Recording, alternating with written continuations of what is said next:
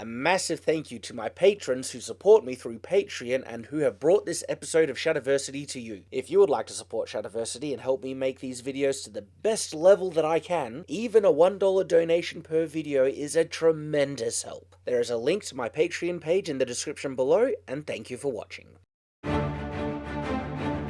Shadiversity.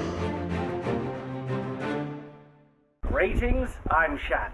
And ever since I did my video on whether you can draw an axe from your back and even just hang it from your back, you know, the way Kratos does in God of War, I wanted to do another video exploring the actual practicality of doing that with a sword. Other YouTube channels have done this, but like I mentioned in those videos with the axe, I think there are some significant points that we haven't really addressed in regards to that. So in preparation for that video, I'll be making a specially made back drawing sheath. A couple of people have already tried to do this, but I haven't seen anyone do this specific design that I have in mind. Now, there might be people who have done this before me, but I haven't seen it yet, because I think there is a fairly evident design that you could make to make drawing a sword, indeed even a longsword, something even bigger than a one-handed sword, so being able to draw something like this from your back, because of course, you know the problem with drawing from your back, can't get it out of the sheath. So we're going to be making one made to this sword that will enable you to draw it from your back. So right there. And the other thing that we're also wanting to do with this is make it in such a way in which you can sheath it easily as well. So like I said, I have a design in mind and I'll show you how I'm planning on doing this. We've got the sword here, and so the first part is very, very straightforward. I'm going to be tracing the inside, okay, of this sword all the way up to the hilt, and then I'm going to be adding maybe half a centimeter, okay, thickness on the edge to get the difference. And so I'm going to be making this sheath in 3 or 4 parts. Alright, this is the back plate here, and you might be wondering, what on earth, why is it shaped like this? This is part of my design. There is method to my madness here, okay? So if you can imagine that this was being hung on the side, maybe I could do it on the side. So when the sword is coming over, this is going to be, hopefully, a guiding kind of part where you can just slap the blade on and then feel your way in. And this whole section, this top side is going to be open, and it'll slide in, and then you just fall down right into where it's supposed to sit.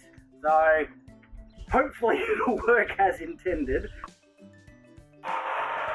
So I just cut out what's going to be the middle part. Now it might be a little too thick, but what this is going to be, this is going to sit, okay, on the inner side, creating the cavity. So this part here is going to be sitting on right there. Look, it's going to be rough and it's going to be a bit boxy, I swear, but this is just a proof of concept. The next part for me to do is the top part of the sheath, and there's a number of ways in which I can do this. I can just do kind of like a flat section that's going to sit on top of it. Now, of course, this won't sit perfectly top because I can't get out of the middle of this part. I'd say if it sat on top of there, just to show you kind of what I mean, there'll be a gap right along there. You can see that, where the sword will kind of slide in and it sits.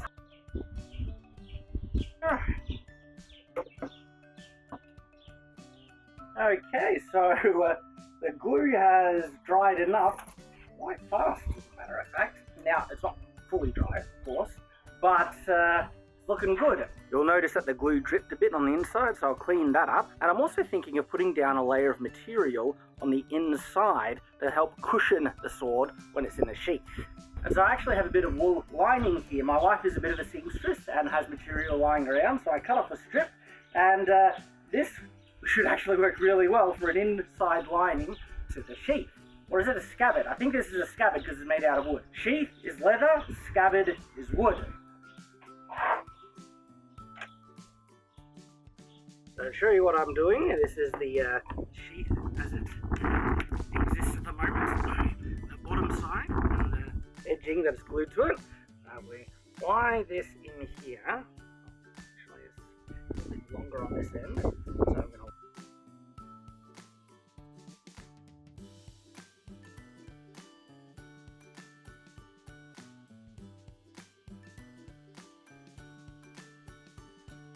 I just thought about it again, and instead of cutting it on the edges, I actually want the side of the sheath to have this padding as well, kind of cushion the sword in completely.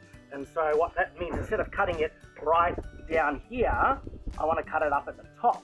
But to do that, I'm going to glue it in first, and then maybe snip it off with scissors, because it's easy to cut with those. So we'll see how we go.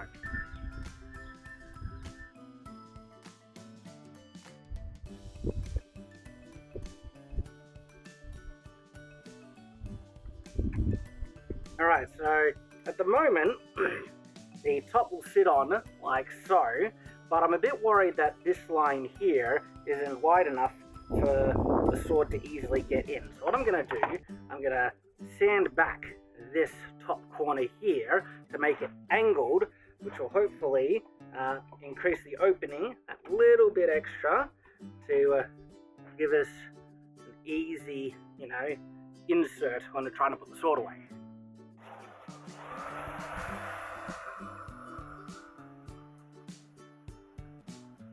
Alright, so there we go, just a nice kind of bevel along there, which will hopefully make it easier for the sword to slide in. One of the things that's really helping out, which is an advantage of this type of sword, is this kind of, top indent part on the sword. You see there how, let's get the light on it. See how it has this kind of point? And so I made a sheath to match. And this is really, really important, because what that means is that the sword goes in, okay, it fits in right there. I'll cut off this excess wool, but it means it's not sliding out. Even though this end is open, look at that, it's not sliding out at all, and you just need to pull it up, and then it's good to go.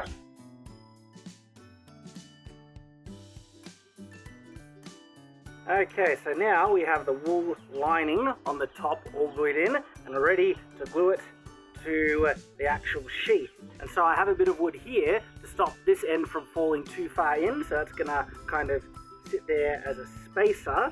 And if I can hold up, we can see it there, kind of just to make sure this gap remains where it is, so the sword can easily slide into the sheath when we're ready to test this out. And of course we are going to need clamps to hold it all in place, but with this beautiful sunny weather, it actually should not take long for the glue to dry.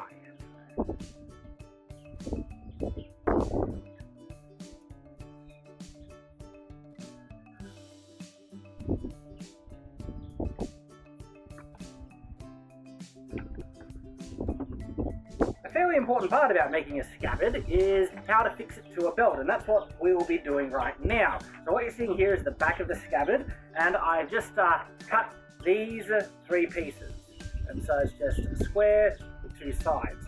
So this is going to just kind of make like a little tunnel thing, and it's going to sit over the belt right here, okay? And so then this is the strap that will go over my shoulder.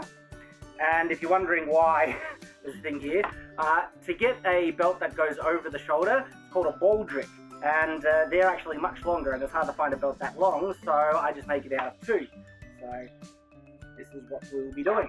So I changed my mind. I'm not going to use something this small to hold the belt to the scabbard. I'm going to use something much longer, so the belt's going to run underneath this, and it's going to be held onto the scabbard with these things, which will lift it up, and the belt is going to run through, which means the belt is basically going to be permanently attached once it's glued and in place, which is fine, okay, so it's all going to be kind of one piece, and then I'll be able to fix it to my back. Okay, it was a little fiddly just getting the height right along here, but that's done there. So this whole section here, you see here, is over the belt, and hopefully you can see it loop around like so. So right there, there, and when it dries, I'll be wrapping the wire around to give it a good solid connection, and then the belt is connected to the scabbard. So it is the day after, and everything is actually dried really, really well. And I'm all set up in my gambeson to film the official video where I test it and explore the plausibility of how practical it is to actually have a sword on your back, and if this even works. Okay, so I'm going to test it fully. This is really secure, and this whole thing holding the belt in place so it doesn't slide out, okay? So that means the scabbard is going to be fixed really securely to the belt, no sliding around once it's tightly on my back, as you'll see in a second. And as to how secure the sword fits in, well, it goes in like that, and this wool is holding it really snug. Look, upside down, it is not coming out at all. Like, check that out. And it's not coming out on this side opening. This is actually a really secure scabbard. It's pretty cool. And as I mentioned, the theory is if I pull it out just that much, it'll slide out like that. Can you see? Can you see that? So it'll just slide out like so. And the theory is then I can just hit this part, try and slide until I feel it sitting flat there. And if I get that corner in, then bang, it'll go in like that. That's the theory, at least. So the big question is, can I actually draw this sword and put it away from this scabbard on my back? Well, you're gonna have to find out in the official video, which is gonna come out a day or two after this one. So depending on when you watch this video, it might already be out. Check the card and the description below, or just wait a day or two. I really do hope to see you there, and until then, farewell.